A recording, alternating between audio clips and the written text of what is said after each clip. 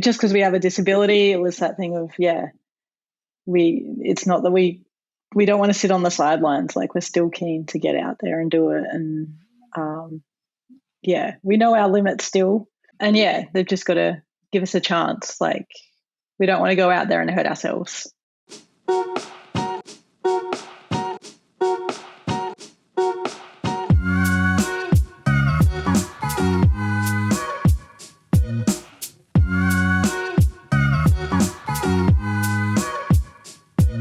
I'm so excited to have you on the podcast today.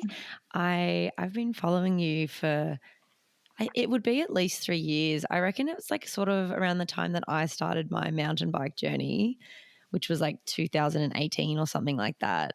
I remember I just dived into it, and I was like listening to all these podcasts and trying to find like all these sick chicks that are just doing cool stuff. And I think I came across you on the Beyond the Tape podcast. And I remember at the time I had a pink wrapped bike, and I was like, oh my God, she's got like a pink bike too. Like, this is so cool. And I listened to that podcast and I was so inspired by your story. So I'm stoked to have you here today. Oh, thanks. Just starting off, I'd love for you to introduce yourself, what you do. Just a little bit about yourself. Yeah, so I'm Renee Junga. I ride adaptive mountain bikes. I've had a few over the years now. I just recently got a bowhead reach, and it's opened up so many more trails and avenues and stuff, just way more capable. And I actually work for Push Mobility now, who, we import the bowheads into Australia. So, helping get more and more people onto adaptive mountain bikes. And, it's so fulfilling, and, like, doesn't really feel like work a lot of the time. Like, seeing the stoke on people's faces, getting new equipment and just opening up new avenues for them. It's wicked. That's so awesome.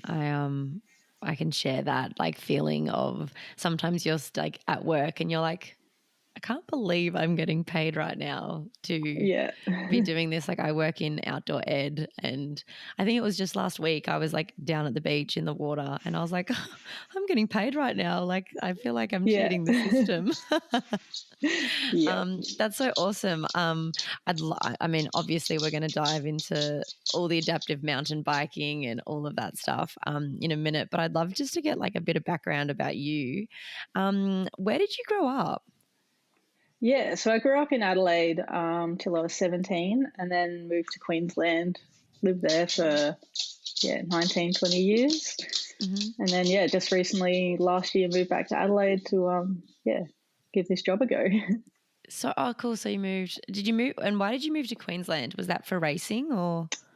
Partially. Like, mainly like my stepdad's work. There was a lot more up there, but so I raced BMX as a kid and was chasing the Olympic dream, and there was a lot more going on up in Queensland for that as well. So it was kind of part of the decision, I think. Yeah, totally. And I think when you're 17, like, you just want to get out of wherever you are a little bit. You're like, oh, what else is out there in the world? Adelaide's a sleepy little town comparatively. It is. I've got family that are just over like the Vic South Australian border. Yeah. And I love like Adelaide. I'm like, oh my God, it's like a happening big country town. It's pretty sick, but sleepy compared to Queensland. And how did you go, like, I guess, like moving at 17? It was pretty hard. Like, I was doing year 12, so I essentially changed schools for year 12, which was pretty hard to get used to. But once started making friends and riding and everything, it was a good change. Yeah, the power of bikes. Bringing people together since forever. You've always got something in common. Always. It doesn't really matter like what else is going on, or if like you know the person at all. It's like, oh, you ride bikes. What bike have you got? All that kind of stuff. And how did you get into riding, or how did you get into bikes? Yeah, so when I was 5, My stepbrothers used to race BMX, and I'd go out and watch them. And yeah, I think it got to the point where I just kept begging and asking to ride as well. And yeah, my stepdad said I wasn't allowed to race BMX unless I got off my trainer wheels. So yeah, I got off my trainer wheels, and it's never stopped since. Yeah, that's awesome. And do you like think just like watching your brothers, you were like, oh my God, I just have to get out. I have to do that. Yeah, I think I was just bored on the sidelines watching and just really wanted to give it a go. That's awesome. I love that. It's like boredom. And then were there many chicks racing at the time? Um, like I don't think so. Like growing up, I always raced the boys. Like it was never, unless it was like state titles or something, it would be, yeah, I'd be in with the boys, just In mixing with it the up. boys. And I mean, it's like I was always, I guess, doing like races and things like that with boys as well, or training with boys. And, that's just, it's kind of the nature of this, like the sport or sports. Did you ever notice when you were a kid, were you like, oh, like there's no girls here? Or did you feel it was ever like unfair or anything like that?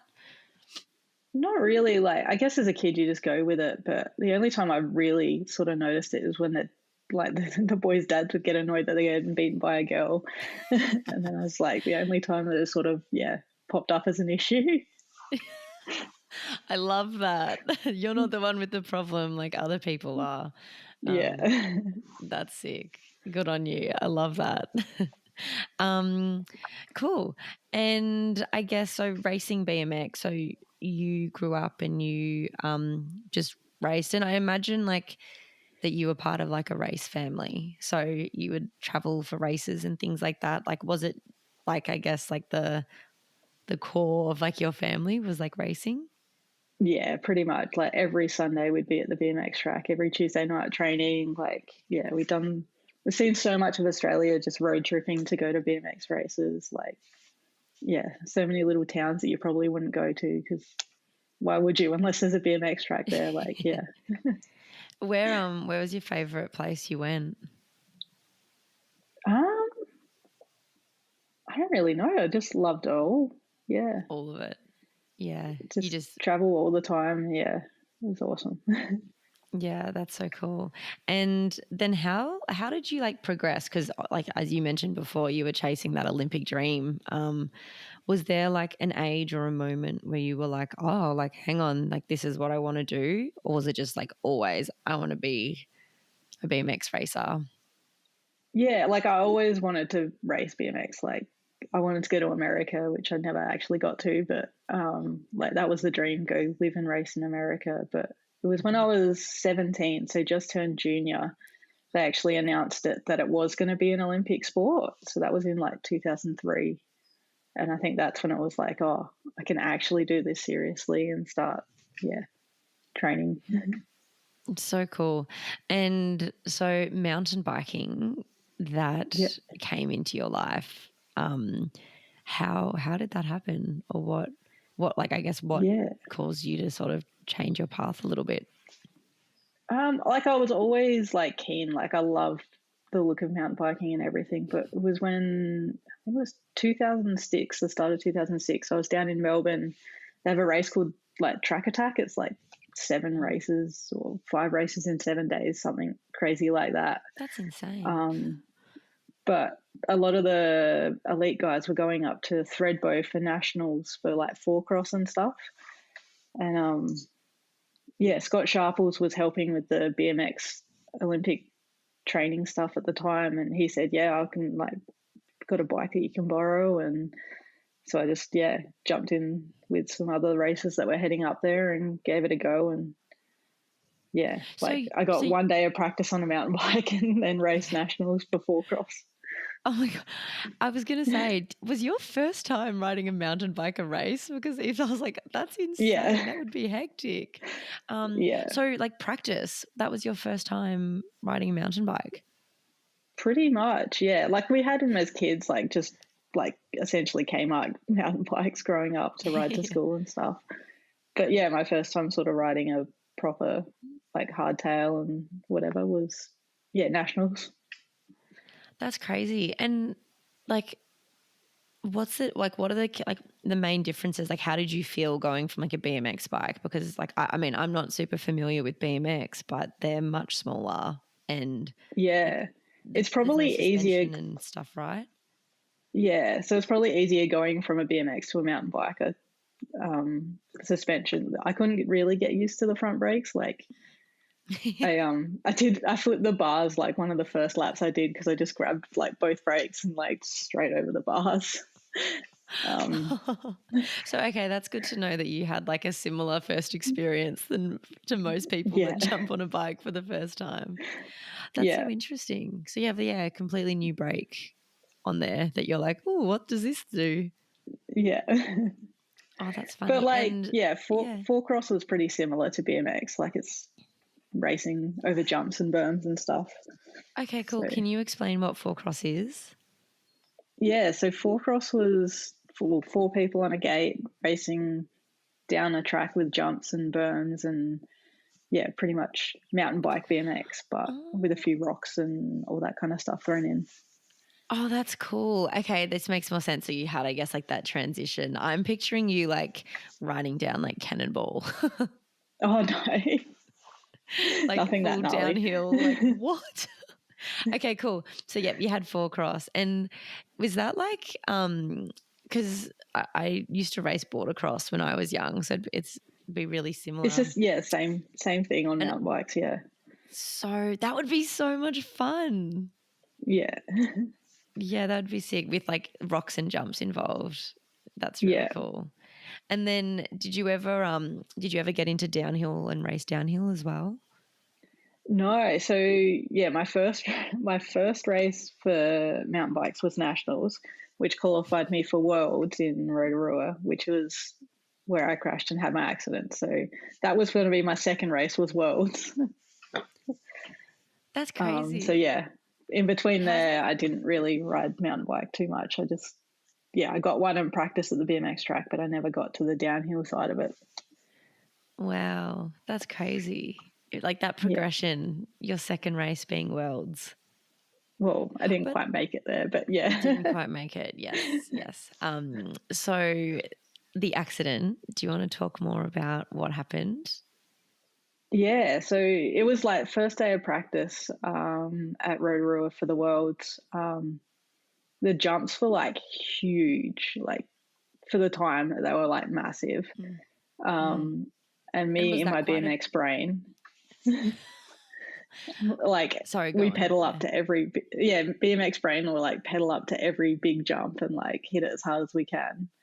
And I guess my inexperience with mountain bikes kind of showed because I did not need to pedal at it. And yeah, so I overshot it, fell about 10 meters straight onto my head, and yeah, broke my neck, three bones in my back, and a couple of ribs in my sternum. And yeah, hit my spinal cord at like T5. Yeah. That's so gnarly. Yeah. I so yeah, that's like sorry, I'm like taken back No, because you're all that's like good. a 10-meter drop. Yeah, And I it's don't remember any of it. Like from the corner wow. before to waking up in the ambulance, I don't remember a thing. But that's yeah, what I've been told. Yeah, but do you remember that like leading into the jump and going like I'm gonna hit it? Like literally the corner before, so it was probably Oh wow. 20 to 30 meters before. I just yeah, no, nothing. It's gone. Oh my goodness. And was because so extreme sports like I still get nervous before every time Yeah, before shuttle days, like I get nervous when I know that there's like that higher risk. Like before big days, when I'm like, oh, I'm pushing myself a little bit, like those nerves sink in. And it's so crazy because those nerves is like, I guess, like what happened to you in that accident is like, oh my God, like what if that happens to me kind of thing? It's like that you could be really hurt. Was yeah. that like, how like was that terrifying actually being in that scenario? Yeah. Like I remember, like well, obviously, I guess we know the risks. Like Yeah. you never think it's going to happen to you, but like we know the risks. Yeah. But yeah, waking up and like in the ambulance, and I was like, I can't feel my legs. And like, I remember the paramedic was like, it could just be spinal shock. Like it may not be permanent. Like your spine can sometimes do that. Mm. And then, yeah, I blacked out again. But yeah, I guess it is a shock, but you know, I guess doing the extreme sports, you do know the risks. Yeah, I guess it does sit in the back of your head. Yeah. And did you when you woke up in the ambulance, were you in like pain? I can't really remember. I think by that Mm. time they probably had some painkillers in me, or yeah, They were flowing.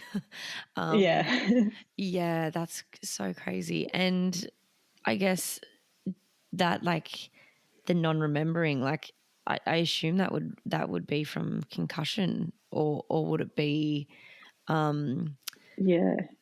like or Either was that that or like, yeah, your trauma? brain shuts down and not wants to remember. Like, yeah, I think it's in there somewhere because I used to have recurring nightmares of like Oh similar sort of wow. thing happening. So, but I think, yeah, it's maybe a trauma thing. Your brain just, no, I don't want to remember that. Yeah. That's so Yeah. interesting, the recurring nightmares. And was it like did you feel like, I mean, you don't have to talk about this if you don't want to, but those recurring nightmares, like were you back in that scenario, or was it more like a general like crashing? It would be like, yeah, I'd be dreaming about riding and then I'd hit a jump and I'd just overshoot it by miles. Like it was sort of like every time I was riding in my dream, it would be like, yeah, I'd overshoot a jump every time. Oh my God, the brain is crazy, isn't it? Yeah. Wow, because it's really funny. Like I have whenever I injure myself, like and not spinal injury, but like I Yeah. hurt my shoulder or things like that. I often dream and have like those recurring nightmares as well, like just afterwards. And it's almost like it's like your brain taking in like what happened because Yeah. in the Just like moment trying to sometimes. process it. Yeah, because your brain, like you said, it just like can switch off, or it just goes, nope, we're not dealing with this today. Yeah. Wow, that's crazy. And so you woke up in the ambulance, and then what happened next? Yeah, after that conversation with the paramedic, I blacked out again and I actually woke up in the MRI machine with it's like right there in front of your face. And yeah, I sort of in and out for the first, I reckon, couple of weeks. I can't fully piece timeline together. It was Mm-hmm. just, yeah, I guess Wow. they're loading up with painkillers and yeah, I mean, it's like I guess it's probably like a mix, right? Of like potentially like the like you landed on your head as well as yeah, the trauma and the painkillers as well. And yeah, like that time doesn't exist when you're like in that scenario. yeah. And waking up in an MRI machine, that's like that would be crazy. Had you had an MRI before that? No, I don't think so. I can't remember Oh ever shit. having one before that. Yeah.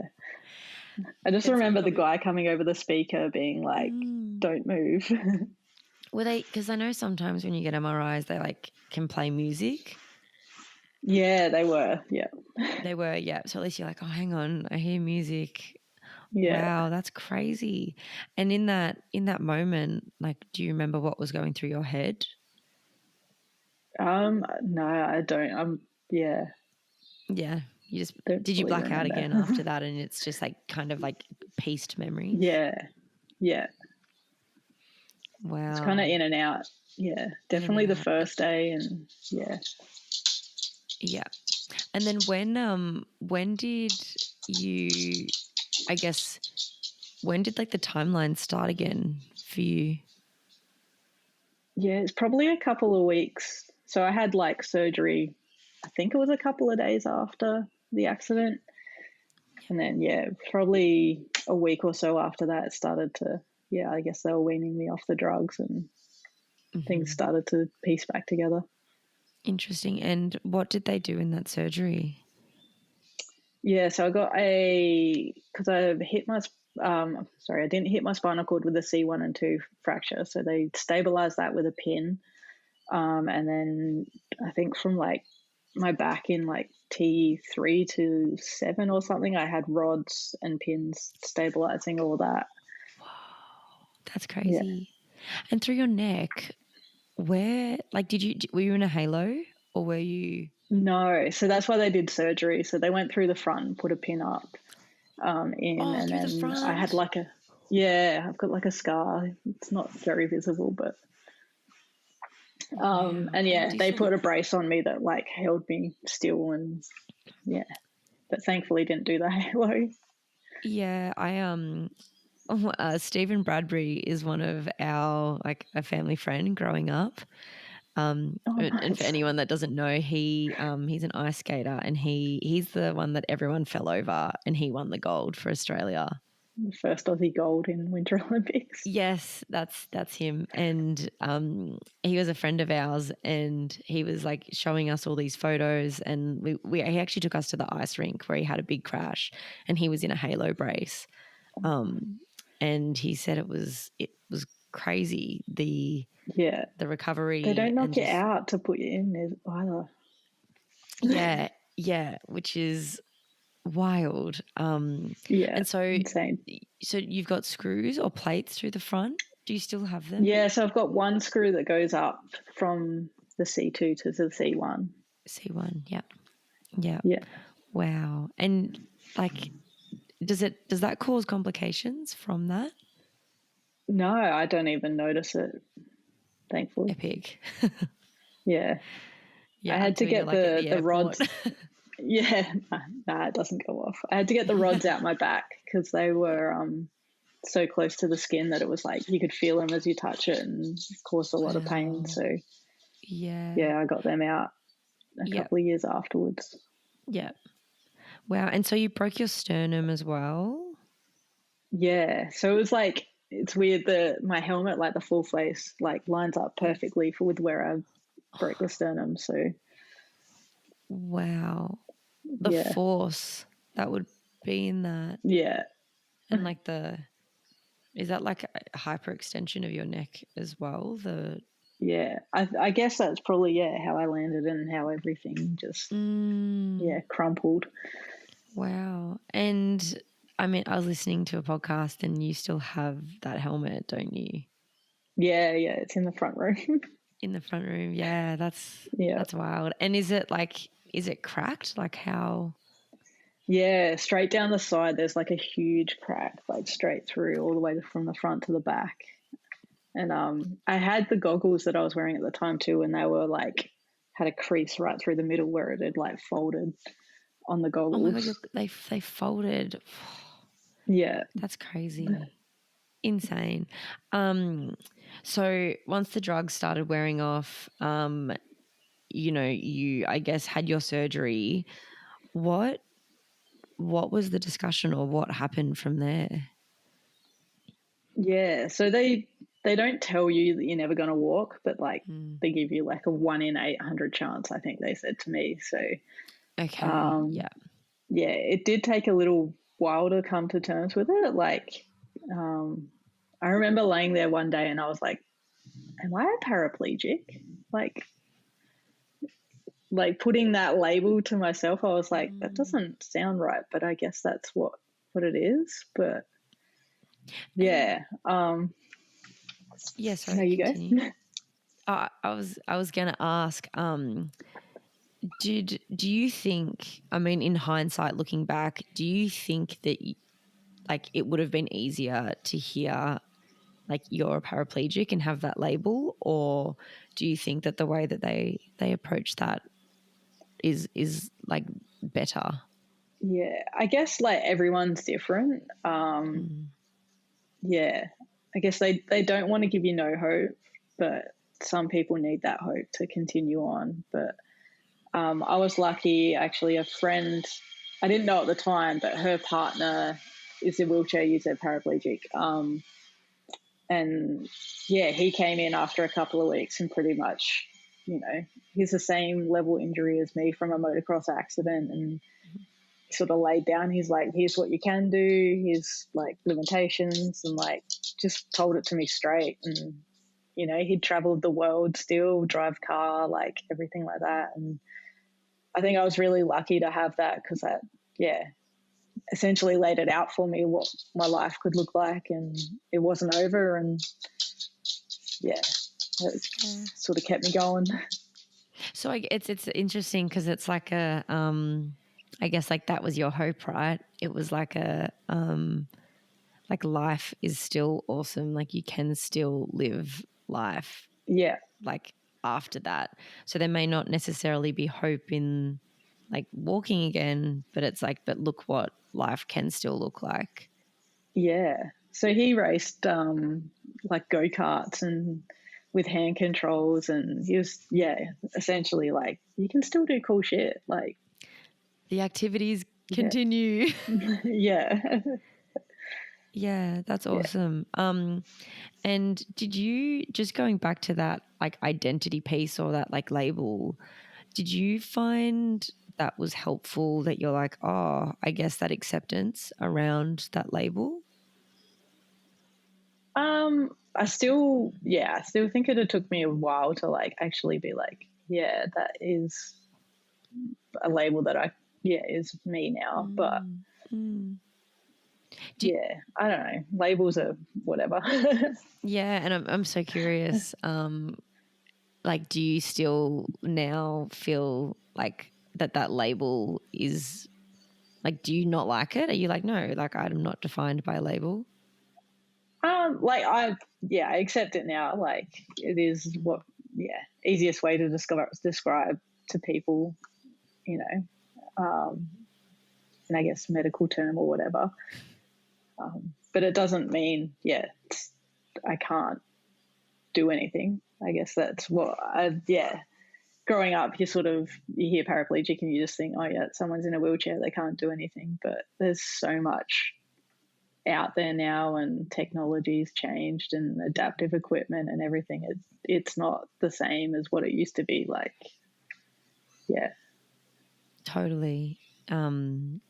Yeah, it's interesting, I think, too, because I think even just the word paraplegic, people go, oh, how do I like, what happened, or what, like, were you born like that? Like, what, there's like, I guess so many questions that I think a lot of people also maybe are scared to like explore or be curious about as well. Yeah. I can imagine. Like, so I don't, yeah. I like random dudes in the street.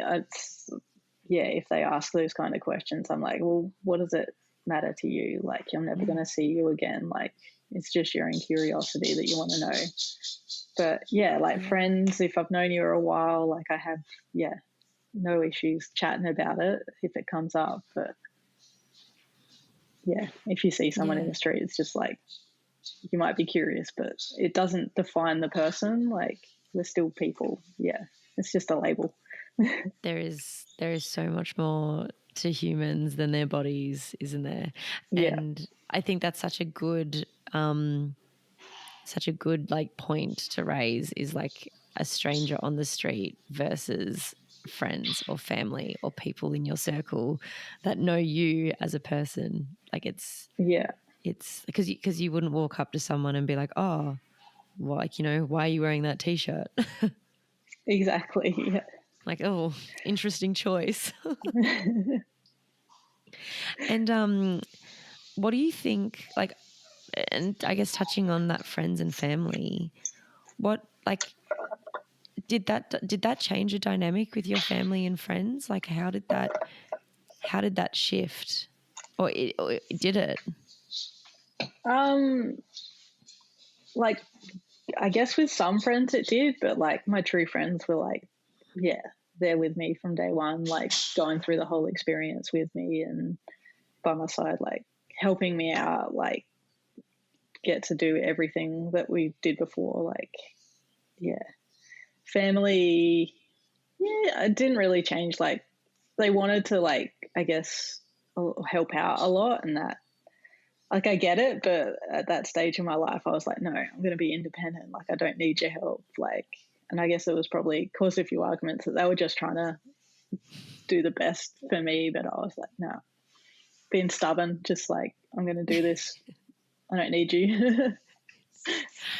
Yeah, which I think, like, I mean, that's families, isn't it? And it's like, Yeah. I think it shows like who you are as a person as well. It's like, I got this. Yeah. And that fierce independence. What's been your biggest, like, how has it shifted your perspective on life? I mean, that's a really heavy question. Yeah, I guess I'm just like, I'm a bit more grateful for everything these days. Like, I guess probably at the age that I did it, I was taking a lot for granted. Like, I got to travel the world riding my bike, and even that at times I was like, this sucks. Like, it wasn't, I guess I wasn't fully grateful of what I was getting. But yeah, now I just try to be a bit more, stoked on the little things, and, just being back, being able to ride a bike now, like every time I ride, I'm like, this is cool. Like, is this real? Because I went between my accident and getting an adaptive mountain bike was like 13 years of like, whoa, I didn't have a bike or anything that I could ride, or, and that was my outlet for so long as a kid. And it's like it was a way of life as well. Yeah. And it was like you were racing, like it was a massive investment as well. And to go 13 years, like that would have been really challenging. And did you I guess ever that hope piece, were you like, oh, I'll be able to ride a bike again?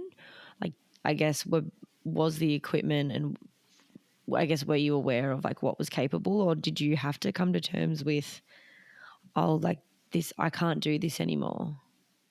Yeah. So when I had my accident, there was no adaptive mountain biking. Like, it just wasn't on the scene. It wasn't a thing. So I guess, I kind of had to come to terms with it.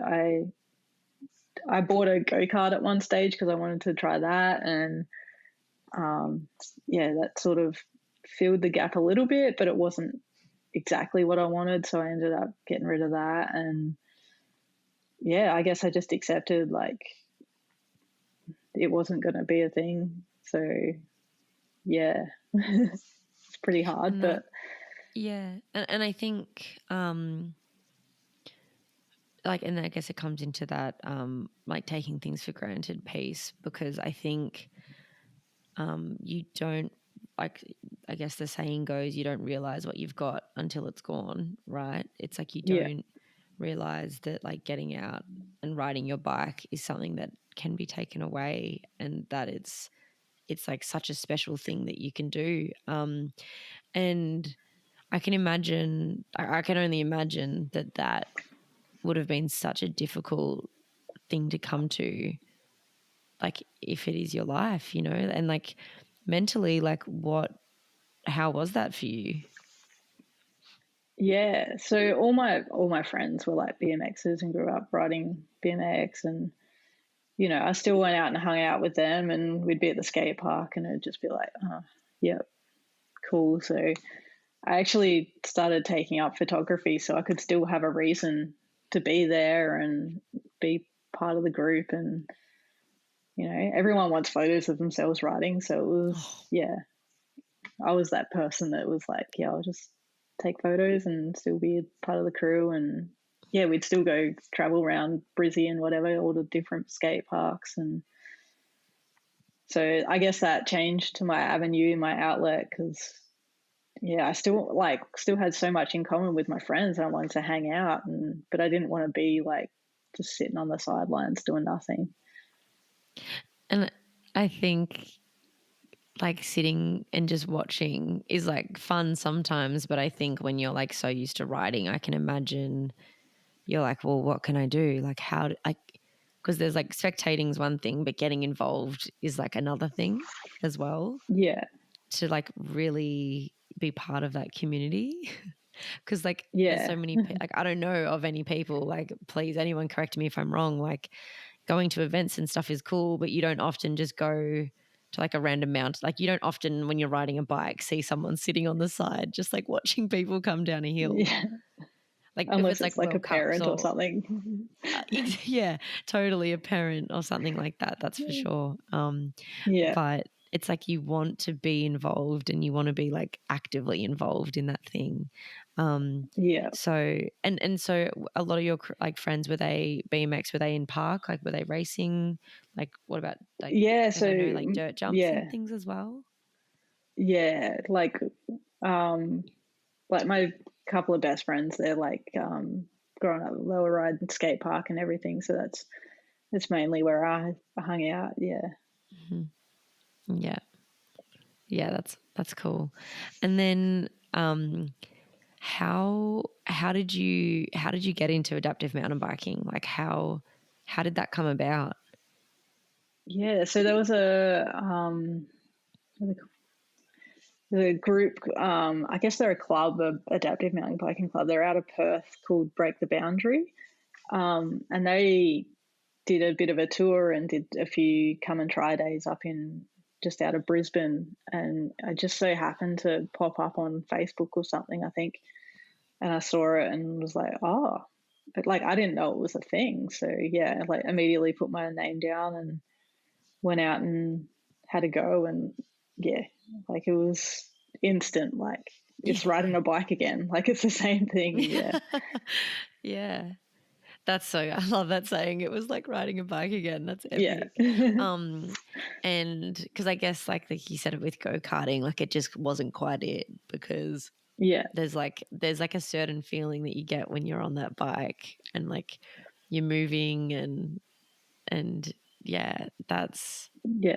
so cool. And then what kind of like so adaptive mountain bikes actually, let's like break it down. I know what they are.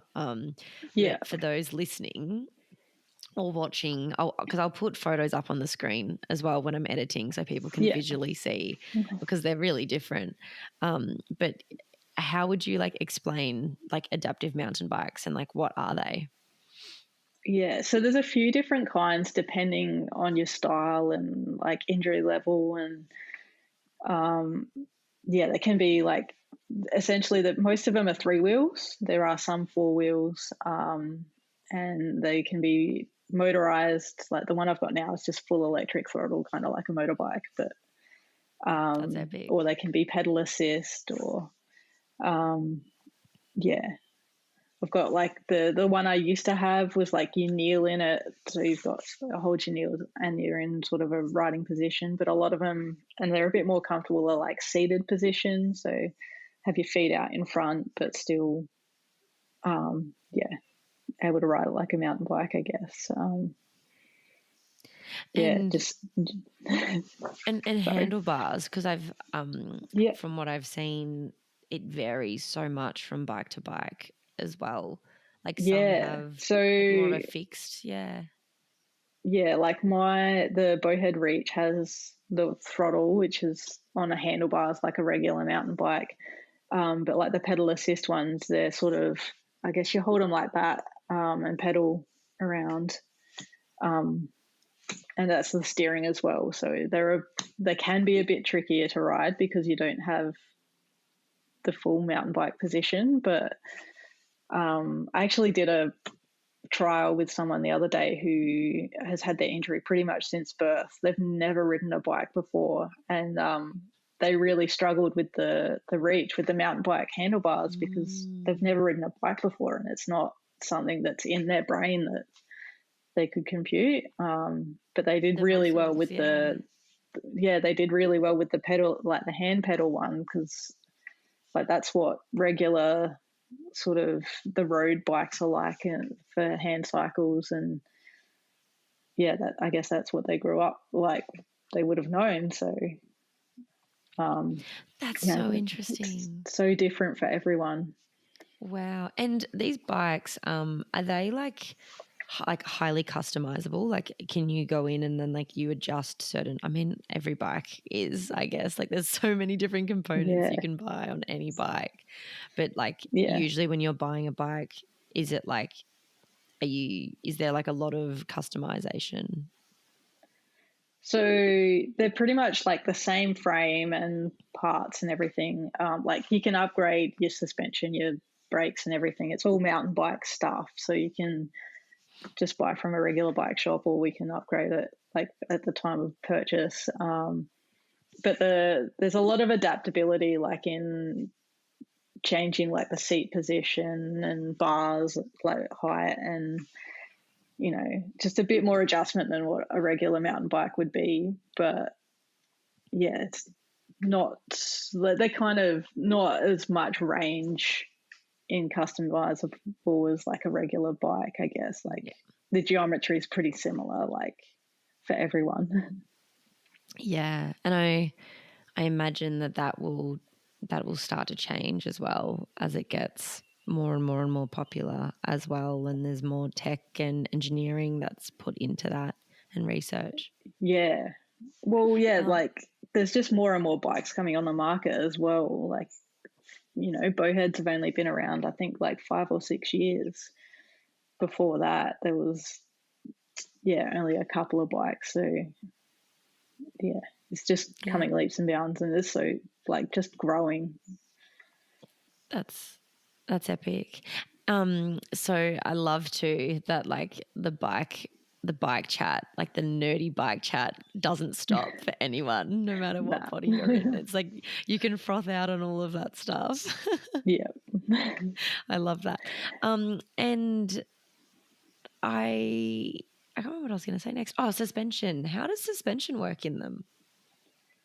Yeah, so they're all different. The pink one that I had front and rear, like 2 on the front and 1 at the back. But it didn't sort of, like, the bow heads articulate, so the front wheels move separate to the frame. So they have small shocks on the front, but also the articulation takes a lot of the hits as well, which gives you a bit more travel. And then you've got like a huge rear shock on the back. It takes all those hits. Yeah, and like the rear shock on the back, is that like a coil, or is it like a rear shock that's on like a mountain bike? Yeah, so it's just a rear shock that's on a mountain bike. Huge. Okay. You can go air or coil, but cool. Yeah, I'm running coil on mine because I like the feel a bit better. Yeah, and you're not as bouncy too. Because like it's so cool. And it's actually been really interesting because like I guess I've seen like your progression, because I remember like we were on our pink bikes together, and then and then I remember when you got the bowhead, I'm like, that's sick, and your riding just looked so different as well, and that articulation.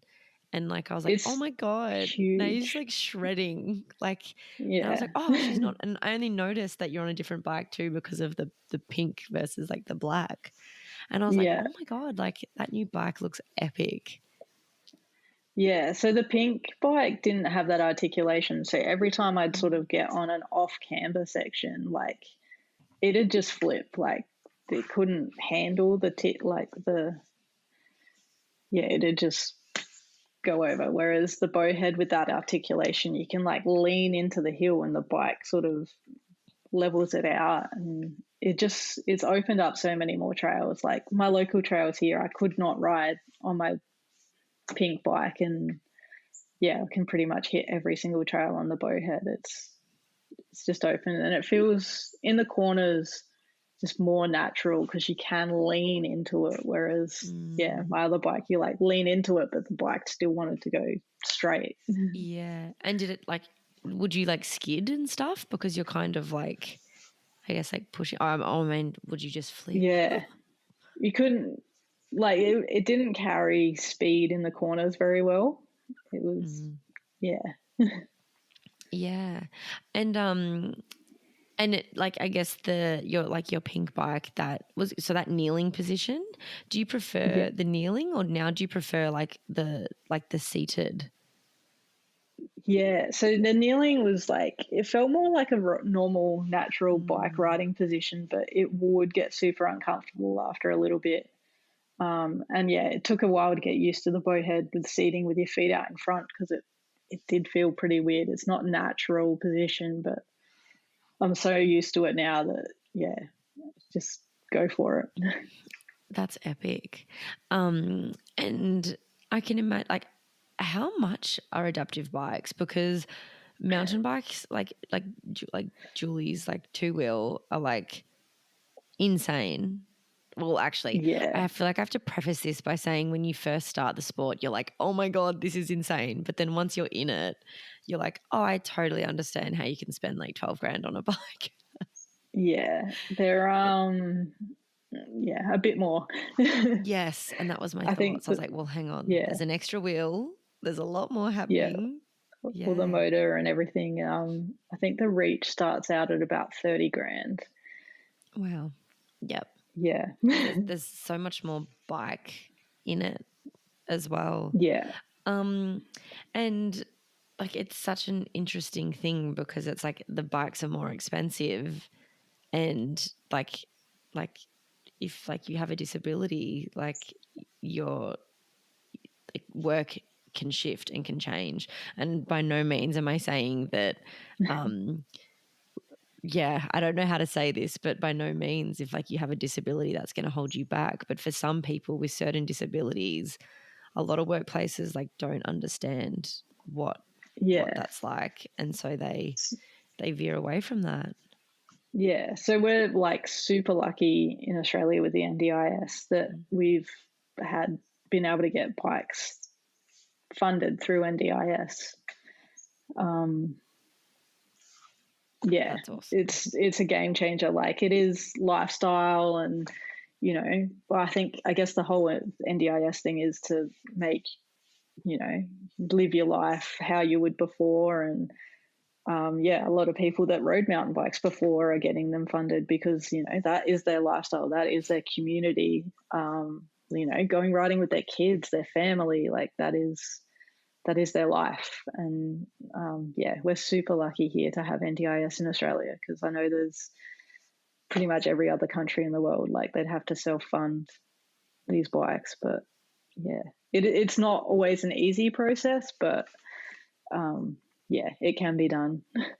Yeah, which is so awesome that we do have that. My uncle, he has spina bifida, and it's like he's been really fortunate with his work and what he's done. Yeah, And, he's worked for the same company for like forever. And, they've treated him like as they would anyone else. And he, but there's still like so much limitation even around the house and just doing everyday things that people don't see. And like, just like the chronic pain that can occur from that. It's like, yeah, there is so much that happens that's onto like everyday life that people take for granted as well. And like doing that on top of working and then like buying a bike and doing all of that as well. It's like fucking oath. We need to support yeah. people. It's like, yeah. And it's from, I guess, my knowledge, it's like more needs to be done in that space as well, because it Yeah, can still be quite difficult too. yeah. Well, people, yeah, I guess people don't realize the day-to-day costs as well. Like, I just got a new wheelchair that cost, if I would have had to pay out of pocket, it's 20 grand for just a regular everyday wheelchair. Yep. And And that's like just the wheelchair. There's like yeah, that is my so much mobility. That's that how I get that is about. Like, totally. It's like that's a staple, let alone like adjustments that need to be made around the house and cars and all of that. It's all yeah, yeah. And also like people always talk about like the mental load, right? Like I know that there's like they're often like, yeah, there's like a disparity in a mental load like within households, but like I don't often hear that with like disability as well. yeah, And I can imagine that the mental load of like, okay, getting up and getting ready for the day, or like going to the shops or whatever that is so different. Yeah. Like, yeah, when we go out, like even just going out for dinner, it's like, is the place wheelchair accessible? Does it have an accessible bathroom? Like, you know, it's all these extra things that it doesn't seem like much, but like, yeah, when you think about every time you go out, you got to be like, oh, can I actually access that building? Or, yeah, can I go to the bathroom once I get there? And totally. And it's yeah, it's just crazy because I guess like a lot of the people that are building them and designing them aren't like, they don't have that thought process, and they don't have to think about that stuff either. yeah. And that, I guess, leads me into like trails and things like that. How do you go about finding trails that are workable? Or like, do you I guess, like, do different bikes have like different widths, I would imagine, and then that would dictate what trails you can and can't ride? Like, how do you go about that? Yeah, so I know with my pink bike that it was a lot wider. That was a huge issue. Um, Really, we kind of had to send it and find out what trails were doable. Like, yeah, my partner Neil was like awesome because he's a rider as well. He'd obviously ridden a lot of the trails before, and he'd sort of judge, you know, is this doable? Is it not doable? And like I'd watch a whole bunch of like POV footage on YouTube of trails that I thought I'd want to try, and you know, you can kind of get an idea from that, but yeah, the only way to really find it is to send it and get partway down it and find out if it's good or not. But And yeah, a lot of the community as well. Like I found here in Adelaide, like I haven't ridden a whole bunch of the trails. We've kind of stuck to the local, and then Fox Creek have a few, and they've got adaptive trails being built at the moment. They've got 2 new adaptive trails. So yeah, relying on the community, and then it's huge booming as well. Like with the adaptive trail networks, you know, a lot of the trail builders are building specifically adaptive friendly trails now. They don't have to be dulled down, like it doesn't have to be super boring and flat, but yeah, just a bit wider. And yeah, a lot of them, like I've worked with some guys in Queensland, Grant's working with guys here in Adelaide, and yeah, we're sort of all over Australia. There's just so many trails being built now that are adaptive friendly, and yeah, it's awesome. Because I know, yeah, was it Forest in Victoria? There's a whole bunch there that are adaptive and friendly, and yeah, and like Forest is so sick. It's yeah, so good. And because I know through yourself, like you've like made comments about like adaptive friendly and like trying to scope out different trails and things like that. And Forest is like about an hour away from me. And it's so much fun. And I know that it's like adaptive friendly because I believe there's signage there. There may be yeah, signage, or I've seen it somewhere that it is adaptive friendly. Maybe even on Trail Forks. Do they have a logo on there yeah. now? So trail forks are it's starting to get in there. There is an adaptive bike like option, but it's all community driven. So yeah, Mm-hmm. a lot of Yeah, the you got to trail rely on the forks is still community. yeah. Yeah. Do you think it would be helpful to have like, for example, like, you know, when you're riding and you have like on trail signs, there's like hikers, or there's, you know, like bikes, as well as like the level of the trail. Do you think like having signage would be like so beneficial for the community as well? Yeah, I think so, especially like new people. I think some places are starting to bring it in, like, because there is like, you know, like adaptive green, blue, black trails, you know.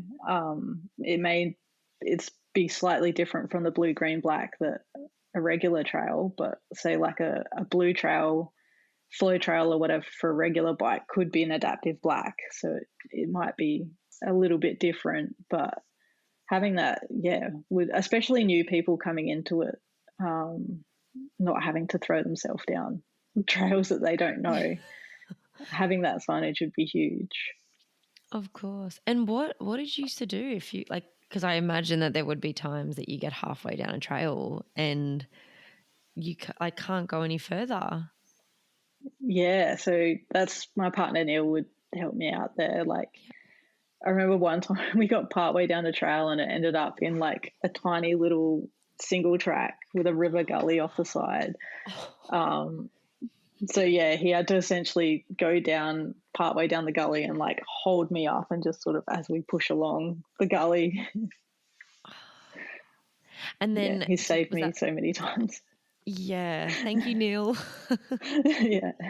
But it's so that would be so crazy. And was that would have been, I assume, on your old bike as well a lot of the time, and with that extra Yeah. width. And was that like pedals? So it had, Or yeah, cranks? it had Sorry, I'm pedals not sure with, what you'd call them. Yeah. yeah, it had like hand pedals with the motor like assist, but Yeah. we were also able to put like a throttle on it. Like it didn't come with it, but we added it afterwards just because, yeah, you get in those tricky situations or stuck like partway up a hill or something, that would just be good to use the throttle to get out of the tricky situation. Prop. Get you out of it. Yeah. For sure. And I guess do you have any like hopes or dreams for like trails or mountain bike parks for adaptive mountain bikes? Like what would you love to see? Yeah, just more and like everywhere.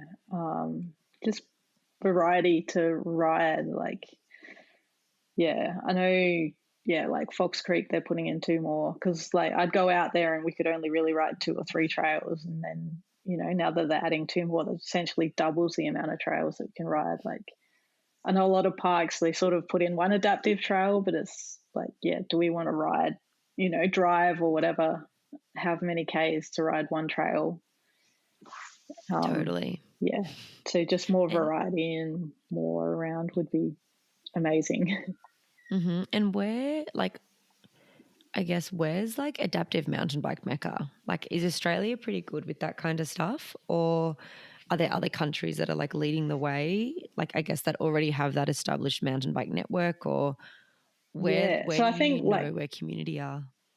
yeah, Canada I think is doing pretty good. They've got a huge community over there, and like Australia, we're getting pretty good. There's like a huge growing community. Like we're getting bikes in all the time. Just yeah, I reckon it's probably the community's probably doubled within the last couple of years just from the amount of bikes getting about.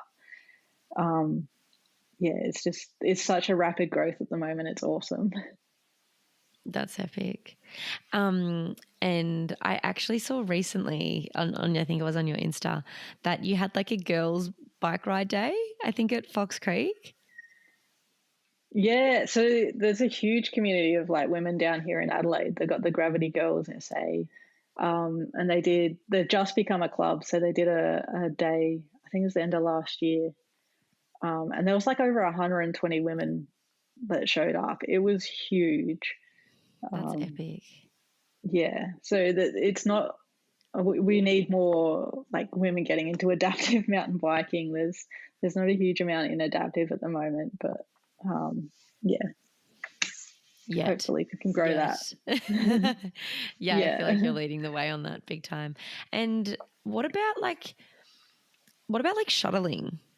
Like is that even like a possibility at the moment? Is that done anywhere with like adaptive mountain biking? I know Grant's been working with the guys at Medina about a way to shuttle there. It's not super easy. And I guess with like my bike with the reach or whatever, we're just going to motor. So we just gun it back up the fire road. Yeah. But yeah, I guess places like Medina where it's like it would be huge to try to get back up to the top. So It would yeah, honestly be like half a day's journey just to get up the top of yeah. Medina. For anyone So else that yeah, like rides up it's Medina, you're crazy. yeah, it's kind of like a work in progress at the moment. We're just trying to sort it out. Yeah.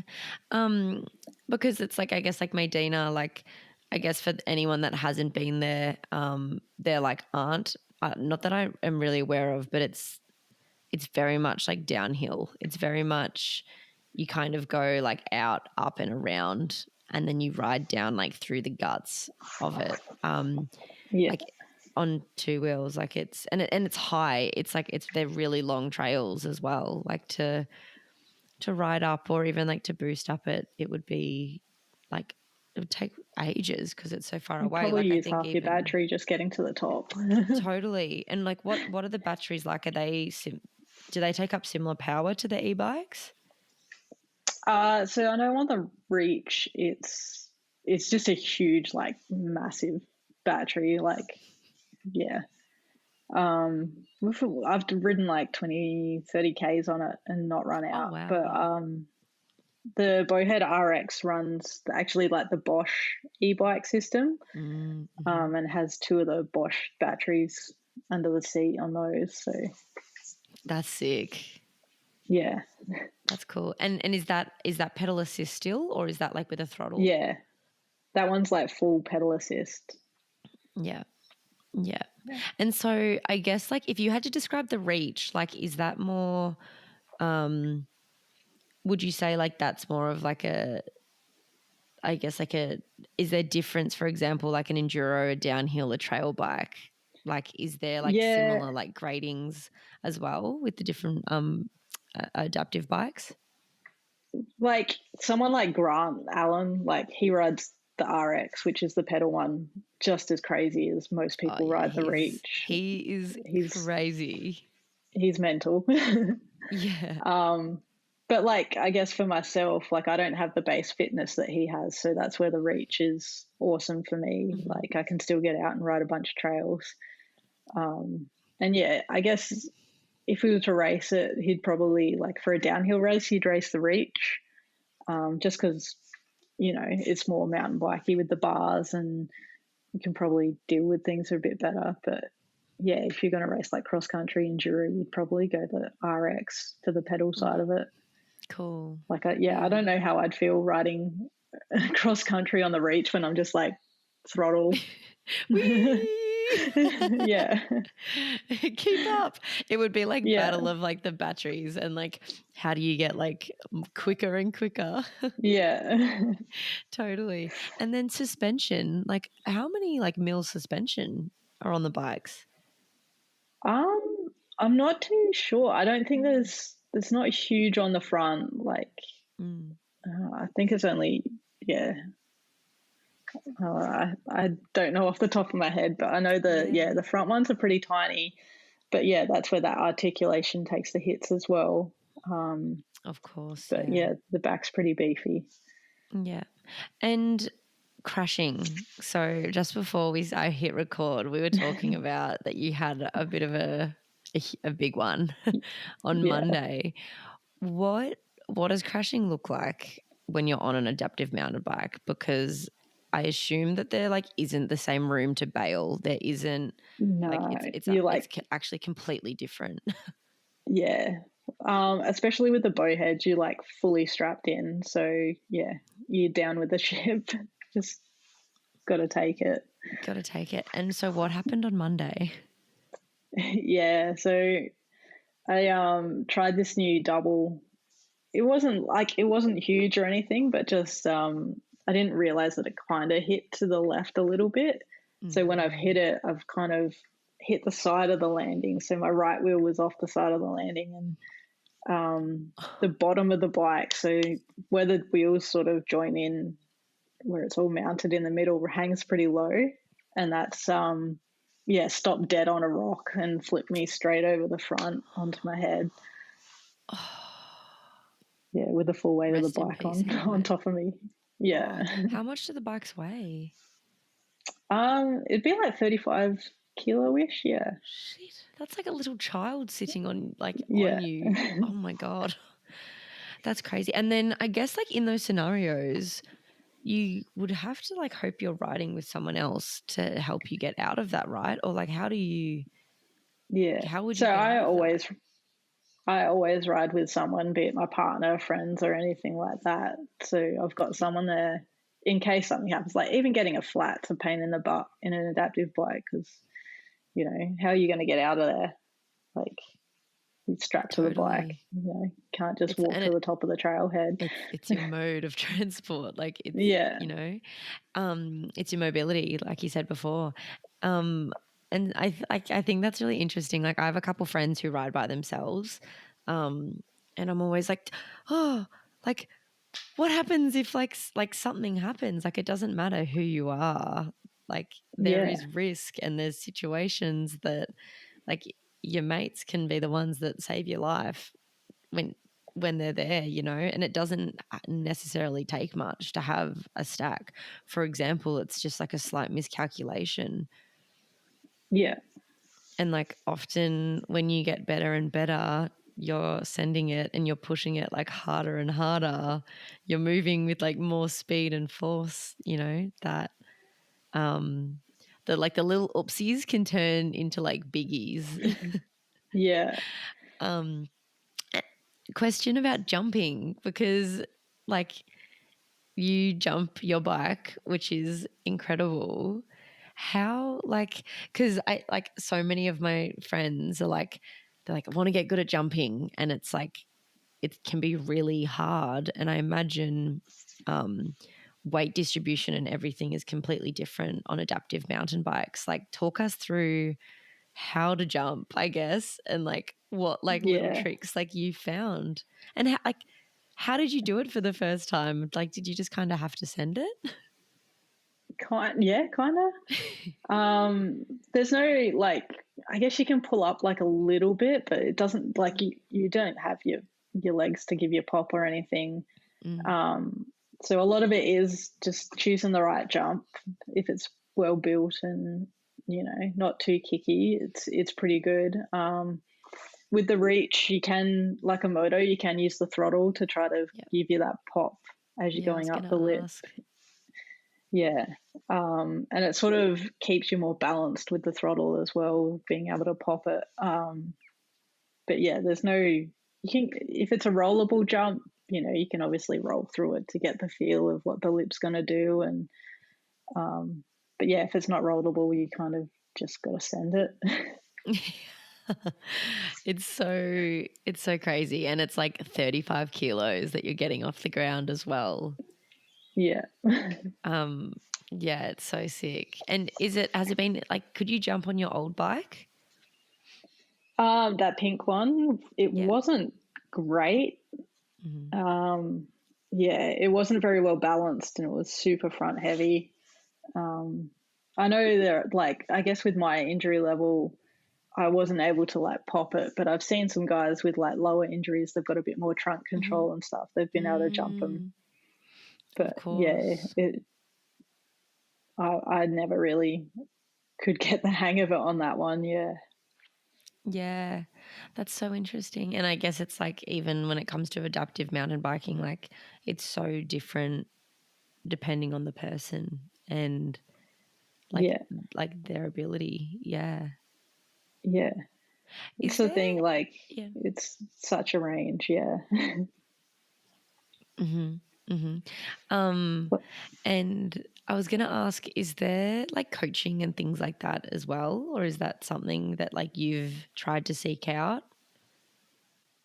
There's like, so there's some guys in Sydney that have done like an accreditation. They've done some, like a course with a guy that came over from Canada to do some coaching, but yeah, there's not a huge amount at the moment. I guess when we're out doing trials and showing people the bikes and stuff, we obviously give some pointers, and we're happy to help out with anything as well. It's just sort of experience. At the moment, it's all so new that it's kind of, we're all learning at the same time. And Crankworks as well. I saw you went up to Cairns here for that, and you were riding. And did you race? Did I see? No, so we did like a demo on the dual slalom, and then Grant did the downhill track, like just as a demo thing. Like, that's insane. Insane. I like wouldn't be able to ride it in my wildest dreams. I reckon I'd be like, That's so No, cool. I And know we were how, like watching helmet cam footage like a few days before, and I'm like, I said to him, I'm like, I don't know how you're going to do this, but yeah, he got it done. that's so cool. And that would be so inspirational for so many people to see that. Yeah, And the representation, excuse me, yawning. It like, it shows how important representation is on yeah, like on anything. It's like people see what can be done, and it comes back into that hope piece, right? Of yeah, look what I can do, like that's so sick. It's like the role models or like the superheroes of the sport that everyone grows up being like, that's so sick. And like, I mean, even for women, it's like looking at other people and you're like, oh my God, like she did that. Like, that's so sick. It's like, it's so important to have representation. And I think it's so, like, I lit up when I saw that you guys were at Crankworks and you guys were riding and doing like dual slalom and things like that. I was like, oh yes, like that makes me so happy because it's so, so important. With my work, I work and we get disability groups through, and it's so interesting, like when they see what other people are doing, the difference that it can make to them, and yeah, they're like, I want to give it a go, like I can do that. It's like that's one barrier that is like it's like they know they can do it, and it's so yeah, powerful. yeah. But it was And even yeah, like just able-bodied. Like I know with Crankworks, we were there like it was like a last minute thing, like very last minute, only like a week or so before we found out we were going. So we got there, and there was no real plan with the organisers for what we could or couldn't do, and yeah, I guess we had to kind of fight a bit. Like Grant definitely had to fight to do the downhill track. Um, they were worried, about injuries and stuff like that. It's kind of, yeah, we had to fight to be like, hey, we may have a disability, but we still have that mentality. We want to do these things, and we're not going to throw ourselves down something we're going to get hurt on. Like, you allow the able-bodied guys to do this crazy stuff. Just because we have a disability doesn't mean that we have to sit on the sidelines. Like, we still had to sort of break that mentality with the organisers as well and push to get involved. So yeah, good on you hopefully guys. Good on you hopefully like guys. this 'Cause year and going forward we've got a few more opportunities because we've proven now that we're not doing silly things and trying to hurt ourselves. We're just there wanting to ride like everyone else. and I think it's like, it's actually such an interesting thing too that um it's equality, because it's, if an able-bodied person can take the risk of going down this track, and there's so many barriers that are pushed, like look at Hardline, look at like Darkfest, like Yeah, holy shit, like people are like front flipping these massive gaps. And it's like, if like able-bodied athletes, people don't go, we don't think like you, like I'm sure it does happen, but it's like people aren't like, oh no, like you can't do that, like that's not safe, like are you sure you can do this? Like it's like, yeah, how can we push the boundaries, how can we push the limits? It's like, just because we're not like able-bodied, it's like doesn't mean that you should have to like, someone else's judgment is more important than your own, because yeah, that's the sport, is like watching everyone push themselves to their limits. And I don't think it's yeah. fair to like be like, no, you can't do that. But that's like so sick that you and Grant like fought for that, because when I saw the videos, I was like, that's so cool. And I think it also showed like everyone, like, hey, this is what you can do. Just because we have a disability, it was that thing of, yeah, it's not that we don't want to sit on the sidelines. Like, we're still keen to get out there and do it. And yeah, we know our limits still. Excuse me. And yeah, they've just got to give us a chance. Like, we don't want to go out there and hurt ourselves. Like, yeah, No one does, do they? exactly. Yeah. But it's so like that intuition piece is so important for everyone involved, I think. No matter what sport you do, knowing like what your own limits are, what you think is like possible is so important for yourself. Because I think that's where risk comes in, because I don't think anyone else can judge risk more so than yourself. Yeah, like it may look more risky what we're doing to like a random person because we can't bail or whatever, but yeah, we've done this long enough now that we know what we're capable of and how we want to push it, and yeah, show what is capable, you know, stop people doubting us. 100%. And it actually, that talking about that in itself, it makes me want to question, how did you go riding your bike, like your adaptive bike, after your crash? Like, did you struggle to get into it again? Were you a bit like, were you really nervous? Like, what was that like again? Yeah, there was definitely more fear. Like, the fear of crashing was a bit harder to get over. um, I know with the pink bike, because it was so tippy and like would roll over so easily, I'd get to points where I thought I couldn't go any further and I'd just kind of freeze up. Like, um, yeah, took a while to sort of break that mental barrier of, you know, I can still crash. Little crashes don't hurt so bad. Like, it's still part of learning. Like, yeah. Yeah, it's really interesting whenever I speak to anyone and they're like, "Oh, I really want to try mountain biking," and they're like, "Oh, like do you crash?" And I'm like, "Yes, but you are okay after the crash." Like sometimes having those little crashes is like you get it out of the way and it actually builds resilience, because you're like, "I've got this. Yeah. I can get back up and I'm okay." And that's why I'm so curious, because you had a big crash and like you didn't walk away from that, and that would like and it's like, I guess it's not only your like mental block, it would be like because your body remembers, I guess, like when at the start we were talking about dreams and stuff, and it's like that you freeze because you're like, oh, I can't go back there again. Yeah. Yeah. And so I can imagine now that you ride, like, do you think that you're more timid, or do you think that you still are like, I'm going to fucking send it? Definitely on the old pink bike, I was more timid because I knew that bike had a limit.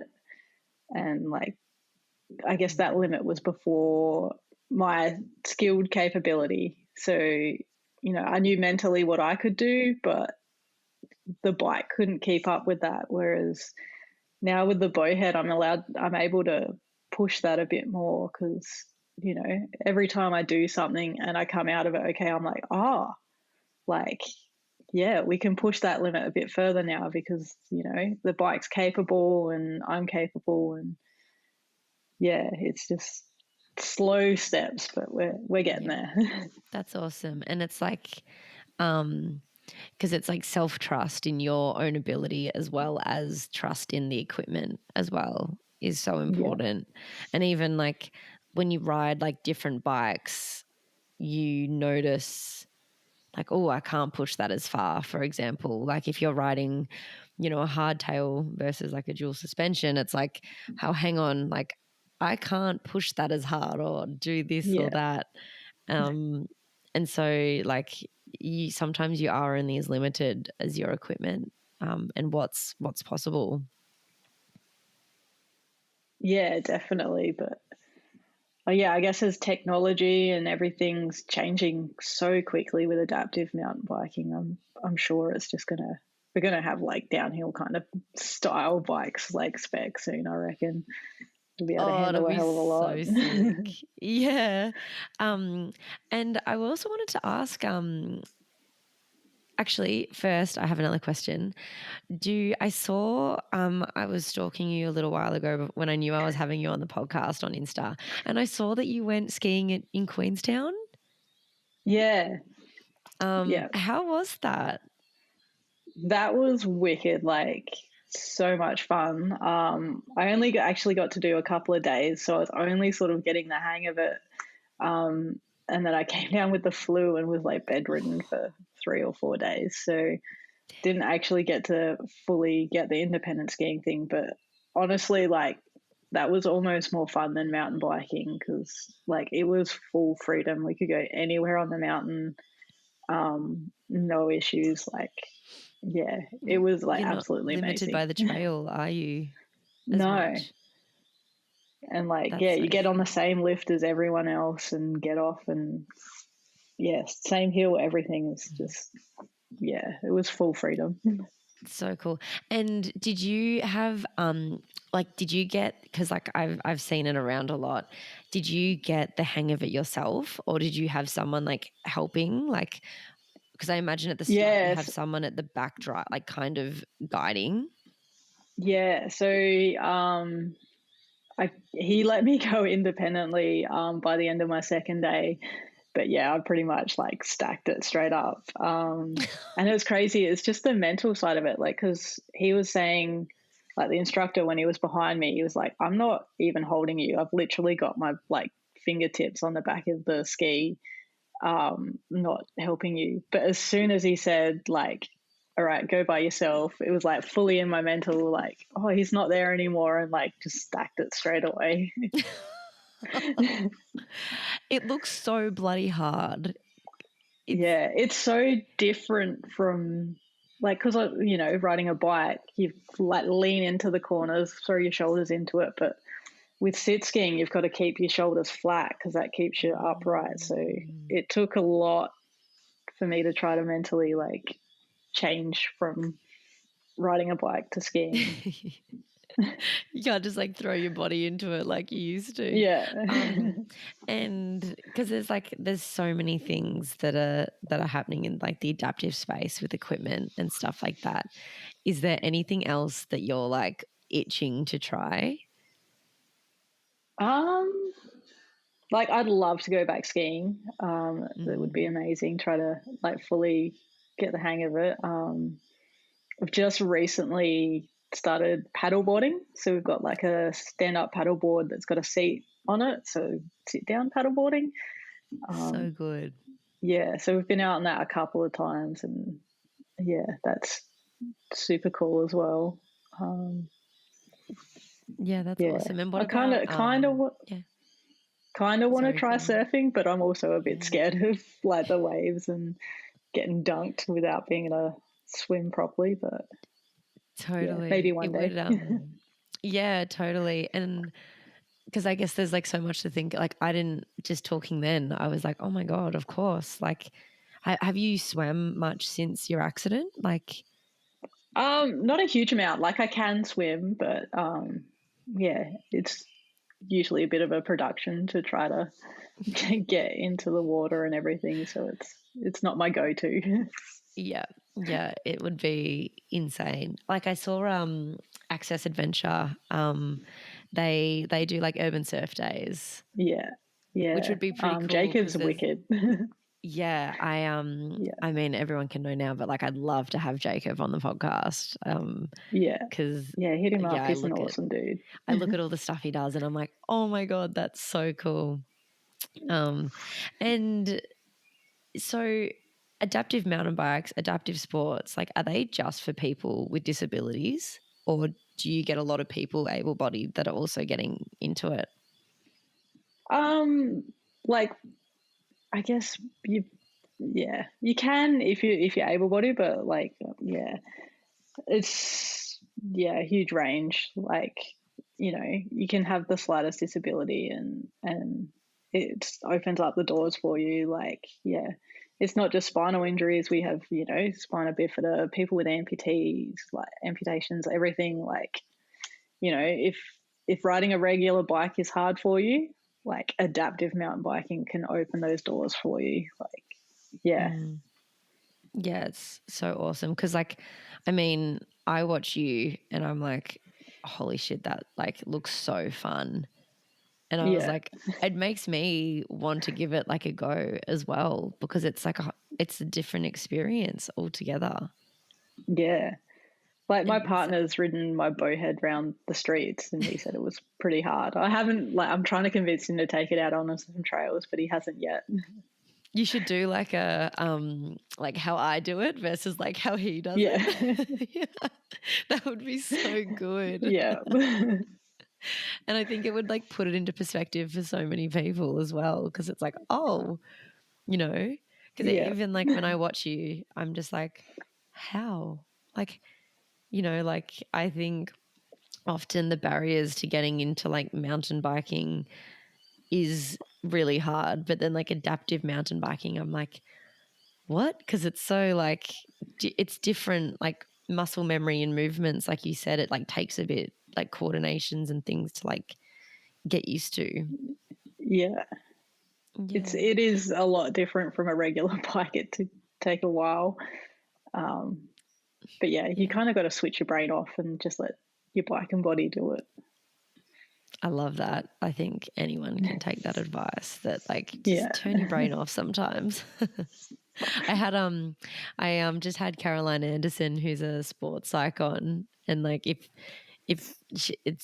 she's all about the mind and she's talking about like how to accept it, so like to quieten down the mind, and then you're like, screw the mind, like just go for Yeah. it. And what are you doing for self-care at the moment? I guess mountain biking kind of is for me. Yeah.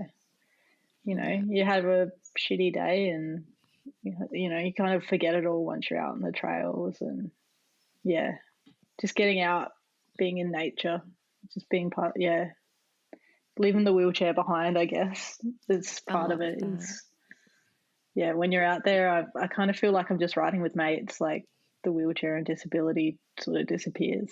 It's just mates having fun out on trails. That's so awesome. And I think it's like so important. And I'm so happy that like the technology and adaptive bikes are coming through for everyone. That's so good.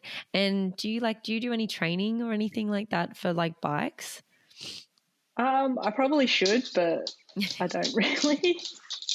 I feel like I'm the same. It's like it can be really hard though when like you're riding bikes and like that's what you want to do, and then it's like finding time and like the energy as Yeah. well to ride to train to like help with the riding. It's like can be really hard to like break into that as well. Yeah, I feel like Anyway. winter, like I hit the gym and stuff a little bit in winter, but like when in summer when it's daylight savings and the sun's out, it's like I don't want to be in the gym. I'm just get out on the trails and let's go ride. Yeah, that's so awesome. So cool. And do you have any like trips or what's coming up for you? Yeah, so hopefully next month, middle of March, we've got nationals. So they're running, yeah, downhill and cross country nationals with adaptive categories in a bar up See? Newcastle way. So hopefully, fingers crossed. We're still planning, but yeah, that's definitely the plan at the moment. Awesome. And are you racing? Yeah, yeah. So I think it'll Ooh, be my first race I back. was gonna say, is that your first race? That's crazy. Yeah. That's so So exciting.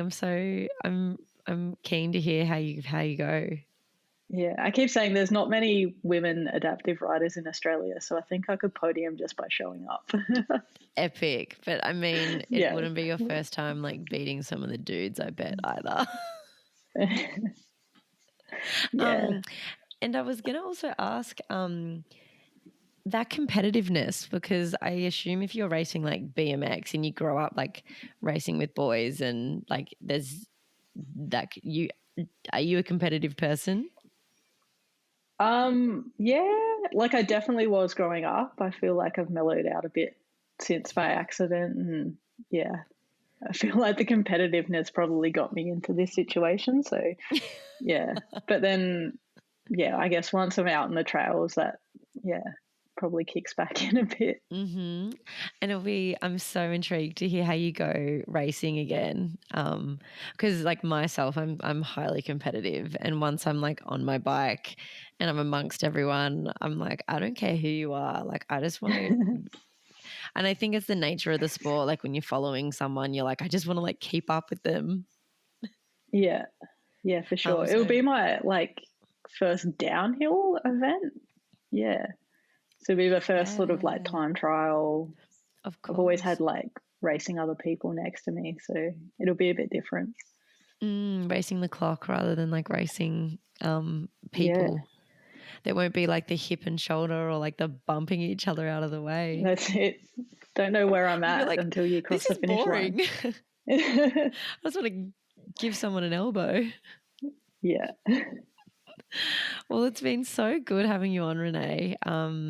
Your insights and your knowledge and experience, I think, can just help so many people, and it like brings me so much joy, and I'm sure so many other people joy and inspiration of like what's coming in this space. So yeah, the work you're doing and the advocating is like so epic. And you always inspire me to like get out riding as well. So it's been a pleasure having you on the podcast. Thanks for having me.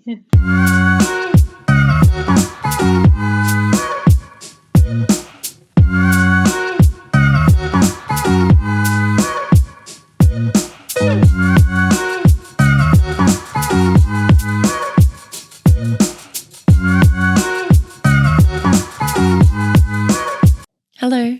If you are watching this, it means you've made it to the end of the podcast, and I'm so blessed that you've chosen to spend the time here with us at Extremely Well. If you liked what you saw here today, and I'm hoping you did if you're here at the end, can you please hit that subscribe button, hit the follow, leave a review, tell us what you liked, what you didn't like. This is all for you. So we want to make sure that we are serving the community in the best way that we can. If you want to connect with us through our other channels, I'll leave them down below in the description box, and I can't wait to connect with you next time.